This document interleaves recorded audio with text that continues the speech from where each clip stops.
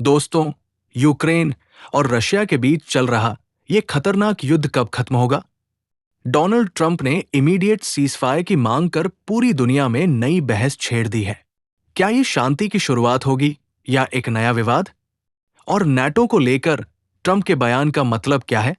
आइए आज इस बड़े मुद्दे को आसान भाषा में समझते हैं। रशिया और यूक्रेन का ये युद्ध 1000 दिनों से ज्यादा लंबा हो चुका है। डोनाल्ड ट्रंप ने हाल ही में ट्रूथ सोशल पर कहा, दोनों पक्षों को तुरंत सीज फायर करना चाहिए और बातचीत शुरू करनी चाहिए। उनका कहना है कि बहुत सी जानें बर्बाद हो रही हैं और फैमिलीज पूरी तरह से तबाह हो रही है। ट्रंप का यह बयान तब आया जब उन्होंने पेरिस में फ्रेंच प्रेसिडेंट इमैनुएल मैक्रोन और यूक्रेनियन प्रेसिडेंट वोलोदिमिर ज़ेलेंस्की के साथ कंस्ट्रक्टिव मीटिंग की। लेकिन ज़ेलेंस्की ने साफ कहा कि शांति तभी संभव है जब यह रोबस्ट और लॉन्ग लास्टिंग हो। यूक्रेन चाहता है कि रशिया इस बार कोई ऐसा डील न करे जिसे वो कुछ सालों में तोड़ सके। अब सवाल ये उठता है कि सीजफायर का मतलब क्या होगा? यूक्रेन की डिमांड है कि रशिया को उसके पूरे टेरिटरी से पीछे हटना होगा, जिसमें क्राइमिया भी शामिल है। वही रशिया का कहना है कि वो बातचीत के लिए तैयार है। लेकिन ज़ेलेंस्की का 2022 का एक डिक्री कहता है कि जब तक व्लादिमीर पुतिन रशिया के नेता है, तब तक नेगोशिएशन मुमकिन नहीं। तो क्या ट्रंप की मीडिएशन से ये डेडलॉक टूट सकता है? ट्रंप ने पुतिन से भी अपील की है कि वो लड़ाई खत्म करने के लिए कदम उठाएं। क्या ये सिर्फ एक पॉलिटिकल मूव है या सच में शांति का रास्ता? ये देखना दिलचस्प होगा। अब बात करते हैं नाटो पर।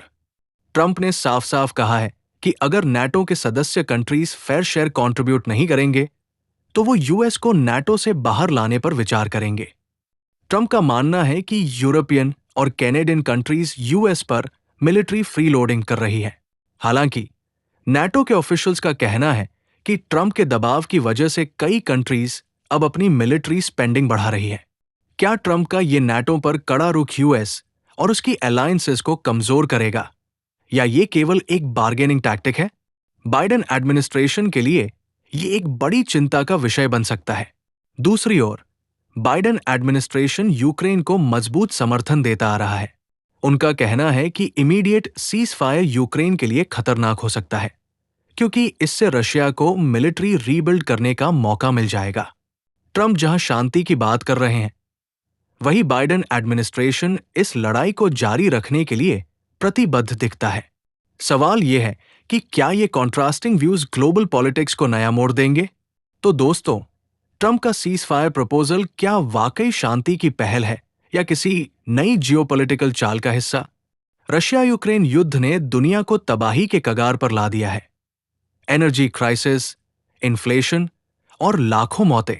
अगर आप दुनिया भर की अहम खबरों और उनकी गहराई में जाने वाले विश्लेषण में रुचि रखते हैं, तो हमारे चैनल आज की दृष्टि को सब्सक्राइब करें।